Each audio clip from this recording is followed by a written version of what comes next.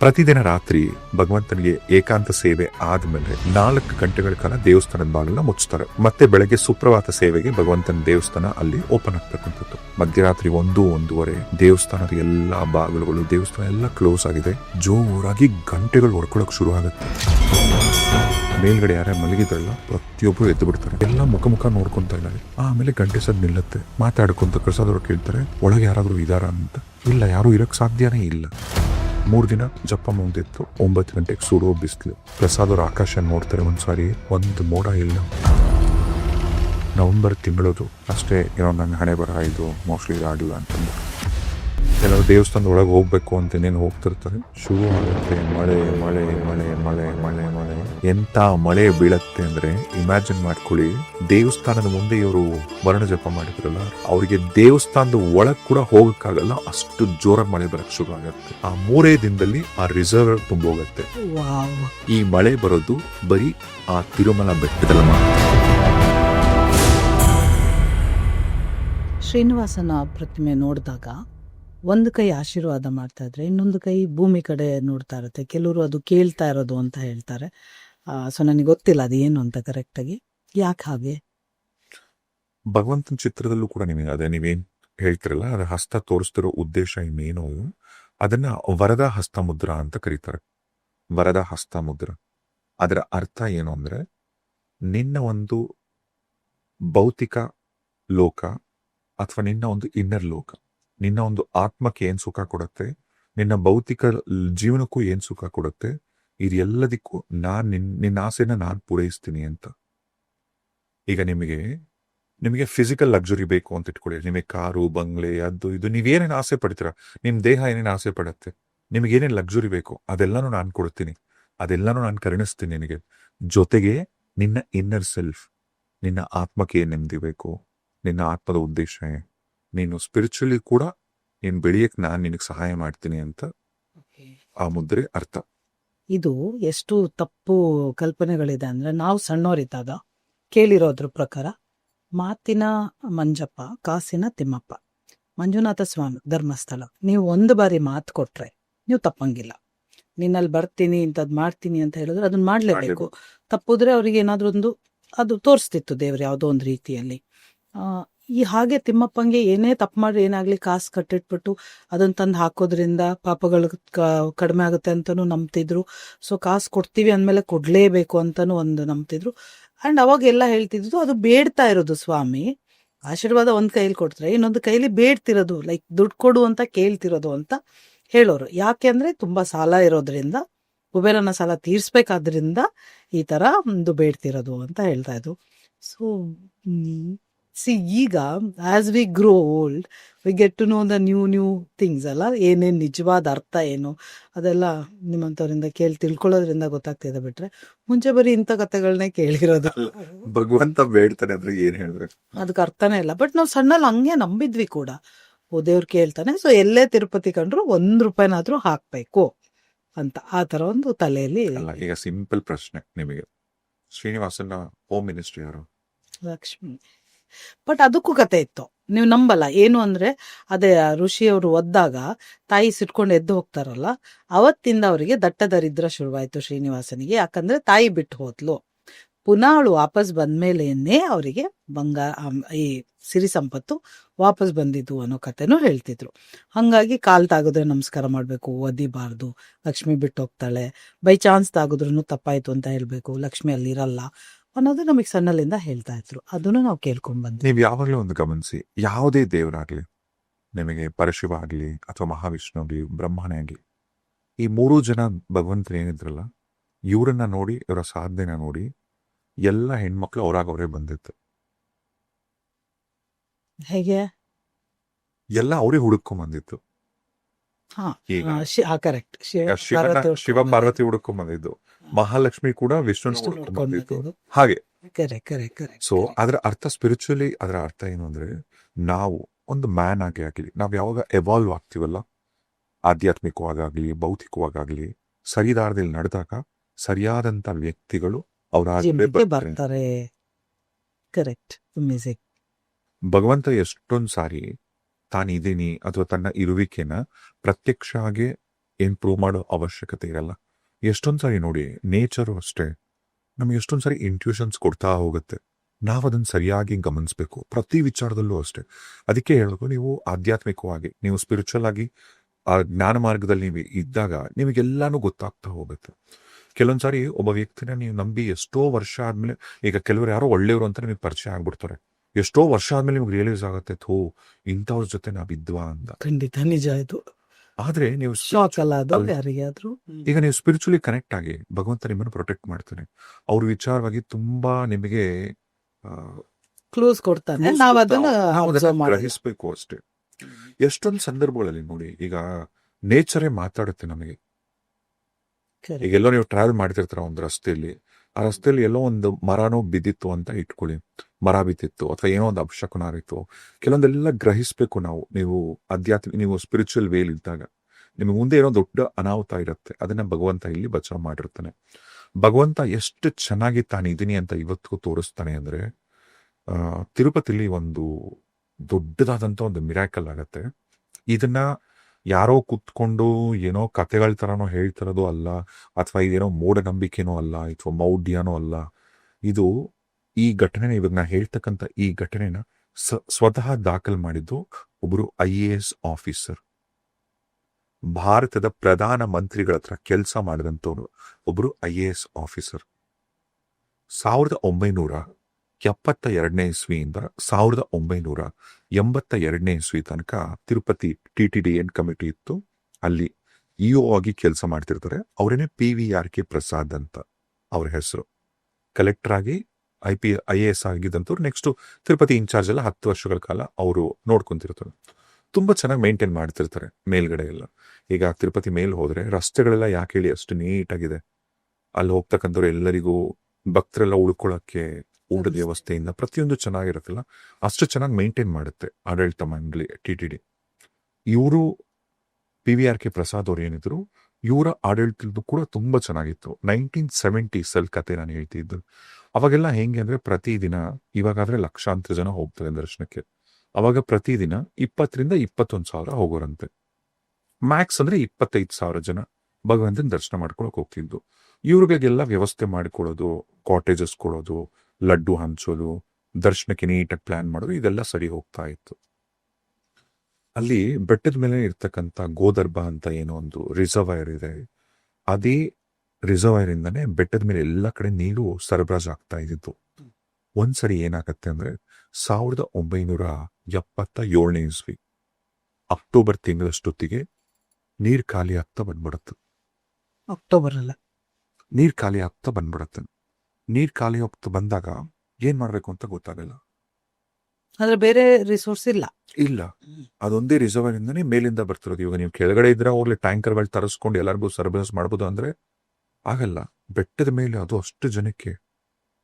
ಅವಾಗ ಎಲ್ಲ TTD ಅವರೆಲ್ಲ ಮೀಟಿಂಗ್ ಕೂತ್ಕೊಂತಾರೆ. ಅವಾಗ ಹೇಳ್ತಾರೆ, ಕೇವಲ ಇನ್ನು 15 ದಿನ ಮಾತ್ರ ಉಳಿದಿದೆ, ನೀರು ಖಾಲಿ ಆಗ್ತದೆ ಡ್ಯಾಮ್ ಅಲ್ಲಿ. 15 ದಿನ ಆದ್ಮೇಲೆ ನೀರಿರಲ್ಲ. ಸೊ ಯಾರು ಭಕ್ತಾದಿಗಳು ಬರಕ್ಕಾಗಲ್ಲ, ದೇವಸ್ಥಾನ ಮುಚ್ಚಬೇಕಾಗತ್ತೆ ಅಂತ. ಆಗ ಈ PVRK ಪ್ರಸಾದ್ ಅವರಿಗೆ ಏನ್ ಮಾಡ್ಬೇಕು ಅಂತ ಗೊತ್ತಾಗಲ್ಲ. ಅವ್ರು ಹೇಳ್ತಾರೆ, ಭಗವಂತ ಇದು ನನ್ನ ಅಂಡರಲ್ಲಿ, ನಾನು ಇದೆಲ್ಲ ನೋಡ್ಕೊಂತ ಇದ್ದೀನಿ, ದೇವಸ್ಥಾನ ಏನೋ ಮುಚ್ಚಿಬಿಟ್ಟು ಭಕ್ತಾದಿಗಳು ಬರ್ದಂಗಾದ್ರೆ ನನಗೆ ಅದೊಂಥರ ಕಪ್ಪು ಚುಕ್ಕೆ ನನ್ನ ಕೆರಿಯರಲ್ಲಿ, ಏನನ್ನ ಮಾಡಿ ನನಗೆ ದಾರಿ ತೋರಿಸು ಭಗವಂತ ಅಂತ ಯೋಚನೆ ಮಾಡ್ತಿರ್ತಾರೆ. ಅದೇ ಸಂದರ್ಭದಲ್ಲಿ ಅಲ್ಲಿರ್ತಕ್ಕಂಥವ್ರು ಒಬ್ರು ಸಜೆಸ್ಟ್ ಮಾಡ್ತಾರೆ, ಉಪ್ಪಲೂರಿ ಗಣಪತಿ ಶಾಸ್ತ್ರಿ ಅಂತ ಒಬ್ರು, ಒಂದು 82 ವರ್ಷ ವಯಸ್ಸಾಗಿರುತ್ತೆ. ಅವ್ರನ್ನ ಸರಸ್ವತಿ ಪುತ್ರ ಅಂತ ಕೂಡ ಕರೀತಾರೆ. ಅವ್ನು ಇನ್ಫ್ಯಾಕ್ಟ್ ಪದ್ಮಭೂಷಣ್ ಕೂಡ ಬಂದಿದೆ ಅವರಿಗೆ. ಅವರು ಸಿಕಿಂದ್ರಾಬಾದಿಲ್ಲಿದ್ದಾರೆ ಅಂತ ಗೊತ್ತಾಗತ್ತೆ. ಅವ್ರ ಹತ್ರ ಇದಕ್ಕೆ ಸೊಲ್ಯೂಷನ್ ಸಿಗತ್ತೆ ಅಂತಂದ್ಬಿಟ್ಟು ಅಲ್ಲಿ TTDಲಿ ಹೇಳಿದಾಗ ಇವರು ಪ್ರಸಾದ್ ಅವ್ರಿಗೆ ಹೋಗ್ತಾರೆ ಅಲ್ಲಿಗೆ ಹೋದಾಗ 82 ವರ್ಷ ಅವ್ರು ಆಲ್ರೆಡಿ ವಯಸ್ಸಾಗಿದ್ದವರಿಗೆ ಹೇಳ್ತಾರೆ, ಇನ್ನು ಬರೀ 15 ದಿನ ಮಾತ್ರ ಬಾಕಿ ಇದೆ, ನೀರಿಲ್ಲ ಅಂದ್ರೆ ದೇವಸ್ಥಾನ ಮುಚ್ಚಬೇಕಾಗತ್ತೆ, ಮತ್ತೆ ಗೊತ್ತಿಲ್ಲ ಇದು ಏನ್ ಮಾಡ್ಬೇಕು ಅಂತ, ದಯವಿಟ್ಟು ನೀವೊಂದು ಸಹಾಯ ಮಾಡಿ ಈ ವಿಚಾರದಲ್ಲಿ ಅಂತ. ಆಗ ಅವ್ರು ನಗಕ್ ಶುರು ಮಾಡ್ತಾರೆ. ಯಾಕೆ ನಗ್ತಿದ್ದೀರ ಅಂದ್ರೆ, ನೀ ಏನೋ ಒಂದು ಸಮಸ್ಯೆ ಎತ್ಕೊಂಡ್ ಬಂದಿದ್ಯಾ, ಪರಿಹಾರ ಇರೋದಿಕ್ಕೆ ನೀನ್ ಇಲ್ಲಿ ಬಂದಿದ್ಯಾ, ಖಂಡಿತ ಆಗತ್ತೆ, ಹೋಗು, ಏನು ಮಾಡಬೇಡ, ಇದನ್ನ ನಾನು ಹೇಳ್ಕೊಡ್ತೀನಿ, ವರುಣ ಜಪ ಮಾಡು. ಹೋಗ್ಬಿಟ್ಟು ತಕ್ಷಣ ಇಲ್ಲಿ ಒಂದಷ್ಟು ಜನ ಸಾಧಕರನ್ನ ಇಲ್ಲಿ ಎಲ್ಲಾನು ಕಳಿಸ್ಕೊಡ್ತೀನಿ, ಮತ್ತೆ ಹಿಂಗೇನ್ ಮಾಡ್ಬೇಕು, ವರ್ಣನ್ ಕುರಿತಾಗಿ ಜಪ ಮಾಡು, ಸರಿ ಹೋಗತ್ತೆ ಇದು ಒಂದು 3 ದಿನ ಮಾಡಬೇಕಾಗತ್ತೆ. ಇಂತಿಂತ ನಕ್ಷತ್ರದಲ್ಲಿ ಇಂತಿಂತ ಲಗ್ನದಲ್ಲಿ ಮಾಡ್ಬೇಕಿದನ್ನ ಮಾಡು ಅಂತಂದ್ಬಿಟ್ಟು ಅವರಿಗೆ ಓಕೆ ಇದೇನೋ ಹೇಳಿದರೆ ಸರಿ ಆಯ್ತು ಮಾಡೋಣ. ಕೇವಲ ಇನ್ನೊಂದು ವಾರ ಮಾತ್ರ ಬಾಕಿ ಇದೆ. ಎಲ್ಲರೂ ಖಾಲಿ ಆಗ್ಲಿ. ನೀರು ಖಾಲಿ ಆಗ್ಲಿಕ್ಕೆ ತಿರುಮಲಕ್ಕೆ ಬಂದ್ಬಿಟ್ರಿ ಇವರು. ಪ್ರಸಾದ್ ಅವರು ಬಂದ್ರು, ಮತ್ತೆ ಅವರು ಗಣಪತಿ ಶಾಸ್ತ್ರಿಗಳವ್ರು ಕಳ್ಸಿದ್ರಲ್ಲ ಅವ್ರದ್ದೊಂದು ತಂಡನ, ಅವರು ಕೂಡ ಇಲ್ಲಿ ಬಂದ್ರು. ಶಾಸ್ತ್ರಿಗಳನ್ನ ಕೇಳ್ಕೊತಾರೆ ಇವರು, ನೀವು ಕೂಡ ಬನ್ನಿ, ಪೂಜೆ ನಿಮ್ ಕೈಲೇ ಆಗ್ಲಿ ವರ್ಣ ಜಪ ಅಂತ. ಅಂದ್ರೆ 85 ವರ್ಷ. ಅವ್ರನ್ನ ಈ ವಯಸ್ಸಲ್ಲಿ ನಾನು ಬರಕ್ಕಾಗಲ್ಲ, ಆರೋಗ್ಯದ ಸಮಸ್ಯೆ ಇರೋದ್ರಿಂದ ಅವರು ತಂಡನ ಕಳಿಸ್ಕೊಡ್ತಾರೆ. ಇವರೆಲ್ಲ ಬರ್ತಾರೆ, ಬಂದ್ಬಿಟ್ಟು ವರ್ಣ ಜಪ ಶುರು ಮಾಡಬೇಕು ಅಂತ ಎಲ್ಲ ರೆಡಿ ಮಾಡ್ಕೊಂತಾರೆ. ಇದು 1979 ಇಸ್ವಿ ನವೆಂಬರ್ 7ನೇ ತಾರೀಕು. ನವೆಂಬರ್ 8ನೇ ತಾರೀಕಿಂದ ವರುಣ ಜಪ ಶುರು ಆಗೋದು. ಅದಕ್ಕೆ ಏನೇನ್ ಬೇಕು, ನವೆಂಬರ್ 8ನೇ ತಾರೀಕಿಗೆ ಎಲ್ಲ ರೆಡಿ ಮಾಡ್ಕೊಂಡು ಸಿದ್ಧತೆ ಎಲ್ಲ ಇದೆ. ನವೆಂಬರ್ 7ನೇ ತಾರೀಕು ಆಗ ಪ್ರಸಾದ್ ಅವರು, PVK ಪ್ರಸಾದ್ ಅವರು, ಯಾರು IAS ಆಫೀಸರ್ ಇದ್ರು, ಅವರು ಭಗವಂತನ ನೆನೆಸ್ಕೊಂಡು ಮನ್ಸಲ್ಲೇ ನೆನೆಸ್ಕೊಂಡು ಕೇಳ್ಕೊಂತಾರಂತ, ಭಗವಂತ ಇದನ್ನ ನಾನು ನಂಬಿ ಮಾಡ್ತಾ ಇದ್ದೇನೆ, ನನಗೆ ಇದು ಸರಿನೋ ತಪ್ಪೋ ಗೊತ್ತಿಲ್ಲ, ನನಗೆ ಇನ್ನೊಂದು ವಾರದಲ್ಲಿ ನೀರಿಲ್ಲ ಅಂದ್ರೆ ದೇವಸ್ಥಾನ ಮುಚ್ಚಬೇಕಾಗತ್ತೆ, ಭಕ್ತಾದಿಗಳಿಗೆಲ್ಲ ಹಿಂಗಾಗತ್ತೆ, ನನಗೆ ಗೊತ್ತಿಲ್ಲ ಭಗವಂತ, ನೀನೇ ನಂಗೆ ದಾರಿ ತೋರಿಸ್ಬೇಕು ಅಂತ ಅಂದ್ಬಿಟ್ಟು ಪ್ರೇ ಮಾಡ್ತಾರೆ ಅಷ್ಟೆ. ನವೆಂಬರ್ 7ನೇ ತಾರೀಕು 1979 ಇಸ್ವಿ. ಪ್ರತಿದಿನ ರಾತ್ರಿ ಭಗವಂತನಿಗೆ ಏಕಾಂತ ಸೇವೆ ಆದ್ಮೇಲೆ 4 ಗಂಟೆಗಳ ಕಾಲ ದೇವಸ್ಥಾನದ ಬಾಗಿಲನ್ನ ಮುಚ್ತಾರೆ. ಮತ್ತೆ ಬೆಳಗ್ಗೆ ಸುಪ್ರಭಾತ ಸೇವೆಗೆ ಭಗವಂತನ ದೇವಸ್ಥಾನ ಅಲ್ಲಿ ಓಪನ್ ಆಗ್ತಕ್ಕಂಥದ್ದು. ಅವತ್ತು ರಾತ್ರಿ ನವೆಂಬರ್ 7ನೇ ತಾರೀಕು ರಾತ್ರಿ ಮಧ್ಯರಾತ್ರಿ 1-1:30 ದೇವಸ್ಥಾನದ ಎಲ್ಲ ಬಾಗಿಲುಗಳು, ದೇವಸ್ಥಾನ ಎಲ್ಲ ಕ್ಲೋಸ್ ಆಗಿದೆ, ಯಾರು ದೇವಸ್ಥಾನದಲ್ಲಿಲ್ಲ. ಜೋರಾಗಿ ಗಂಟೆಗಳು ಹೊಡ್ಕೊಳಕ್ ಶುರು ಆಗತ್ತೆ. ಒಂದ್ಸರಿ ಅಲ್ಲ, ಗಂಟೆಗಳು ಹೊಡಿತಿರತ್ತೆ. ದೇವಸ್ಥಾನದ ಪೂರ್ತಿ ಗಂಟೆ ಸದ್ದು. ಆ ಗಂಟೆ ಸದ್ದಿಗೆ ಆ ದೇವಸ್ಥಾನದಲ್ಲಿ ಮೇಲ್ಗಡೆ ಯಾರೇ ಮಲಗಿದ್ರಲ್ಲ ಪ್ರತಿಯೊಬ್ಬರು ಎದ್ದು ಬಿಡ್ತಾರೆ. ಎಲ್ಲ ಎದ್ದು ದೇವಸ್ಥಾನದ ಮುಂದೆ ಓಡಿ ಬಂದ್ರೆ ಗಂಟೆ ಸದ್ದು ಇನ್ನೂ ಒಳಗೆ. ಇವರು ಪ್ರಸಾದರು ಎಚ್ಚರಿಕೆ ಆಗೋದು ಎಲ್ಲ ಬಂದು ಹೋದ್ರೆ ಗಂಟೆ ಸದ್ದು ಬರ್ತಾನೆ ಇದೆ. ಎಲ್ಲ ಮುಖ ನೋಡ್ಕೊತಾ ಇದ್ದಾರೆ, ಏನಿದು ಅಂತ. ಆಮೇಲೆ ಗಂಟೆ ಸದ್ದು ನಿಲ್ಲತ್ತೆ. ಮಾತಾಡ್ಕೊಂತ ಪ್ರಸಾದವರು ಕೇಳ್ತಾರೆ, ಒಳಗೆ ಯಾರಾದರೂ ಇದ್ದಾರಾ ಅಂತ. ಇಲ್ಲ, ಯಾರೂ ಇರಕ್ಕೆ ಸಾಧ್ಯನೇ ಇಲ್ಲ, ಯಾಕಂದ್ರೆ ಬಾಗಿಲು ಹಾಕೊಂಡ್ ಬಂದಿರ್ತೇವೆ ನಾವು. ಒಬ್ಬರೇ ಇದ್ರು ಕೂಡ ಅಷ್ಟು ಗಂಟೆ ಸದ್ದುಗಳು ಮಾಡಕ್ ಸಾಧ್ಯನೇ ಇಲ್ಲ. ಮಾರನೇ ದಿನ ಬೆಳಗ್ಗೆ ದೇವಸ್ಥಾನ ಓಪನ್ ಮಾಡ್ತಾರೆ. ಓಪನ್ ಮಾಡಿದಾಗ ಯಾರು ಇರಲ್ಲ. ನವೆಂಬರ್ 8ನೇ ತಾರೀಕು ಇವರು ಗುರುಜಿಯವರು ಹೇಳಿದಂತ, ಸ್ವಾಮೀಜಿಯವರು ಹೇಳಿದಂತ ಆ ಲಗ್ನ ನಕ್ಷತ್ರ ಏನಿರುತ್ತೆ ಅದೇ ಲಕ್ಷಣದಲ್ಲಿ ವರ್ಣ ಜಪ ಶುರು ಮಾಡಿದ್ದಾರೆ. ಪ್ರಸಾದ್ ಅವರು ಕೂಡ ಇರ್ತಾರೆ. ಸಾಕಷ್ಟು ಜನ ಎಲ್ಲರೂ KT ಮೆಂಬರ್ಸ್ ಆಗಲಿ ಭಕ್ತಾದಿಗಳೆಲ್ಲರೂ ಪಾಲ್ಗೊಳ್ತಾರೆ. ವರ್ಣ ಜಪ ಶುರು ಆಗತ್ತೆ. ಮೊದಲನೇ ದಿನ ಮುಗೀತು, 2ನೇ ದಿನ ಮುಗೀತು, 3ನೇ ದಿನ ಮುಗೀತು. ಈ ವರ್ಣ ಜಪ ಮಾಡೋ ಟೈಮಲ್ಲೇ ಮಳೆ ಬರಬೇಕು. ಇವರು ಪ್ರಸಾದ್ ಅವ್ರು ಬೇರೆ ಎಲ್ಲ ಕಡೆ ಹೇಳ್ಬಿಟ್ಟಿದ್ದಾರೆ, ನಾವು ಈ ವರ್ಣ ಜಪ ಮಾಡ್ತೀವಿ, ಮಳೆ ಬಂದೇ ಬರುತ್ತೆ, ಭಗವಂತ ಇದ್ದಾನೆ, ಮಳೆ ಬಂದೇ ಬರುತ್ತೆ. ವರ್ಣ ಜಪ ತುಂಬಾ ಚೆನ್ನಾಗಿ ಆಯಿತು. 3 ದಿನ ಇವ್ರು ಏನ್ ಮಾಡಿದ್ರಲ್ಲ ಇಷ್ಟೊಳಗೆ ಬರಬೇಕಿತ್ತು ಮಳೆ. 3 ದಿನ ಜಪ ಮುಂದಿತ್ತು.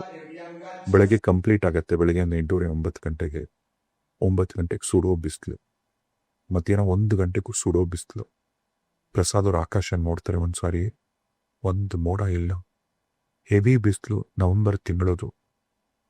ಅವ್ರು ಅನ್ಕೊಂತಾರೆ ಅಷ್ಟೇ, ಏನೋ ನಂಗೆ ಹಣೆ ಬರ, ಇದು ಮೋಸ್ಟ್ಲಿ ಇದಾಗಿಲ್ಲ ಅಂತಂದ್ರೆ ಎಲ್ಲರಿಗೂ ಬೇಜಾರಾಗಿ ಹೋಗತ್ತೆ. ಅಲ್ಲಿ ಯಾರು ಸಾಧಕರೆಲ್ಲ ಬಂದು ಈ ವರ್ಣ ಜಪ ಎಲ್ಲ ಮಾಡಿದ್ರಲ್ಲ, ದೇವಸ್ಥಾನದಿಂದ ಒಂದು 500 ಮೀಟರ್ ದೂರದಲ್ಲಿ ಎಲ್ಲ ಕೂತ್ಕೊಂಡೆಲ್ಲ ಮಾಡಿದ್ದು, ಅವರು ಹೋಮ ಎಲ್ಲ ಮಾಡಿದ್ದು. ಬೇಜಾರಾಗೋಯ್ತು. ಅಲ್ಲೇ ಕೂತಿದ್ರು ಎಲ್ಲರೂ. ಅಷ್ಟೇ, ಇನ್ನೇನು ಆಗಲ್ಲ ಅಂತ. ಸರಿ ಆಯ್ತು, ದೇವಸ್ಥಾನಗಳಿಗೆಲ್ಲ ಹೋಗೋಣ ಅಂದ್ಬಿಟ್ಟು ಎದ್ದೇಳ್ತಾರೆ.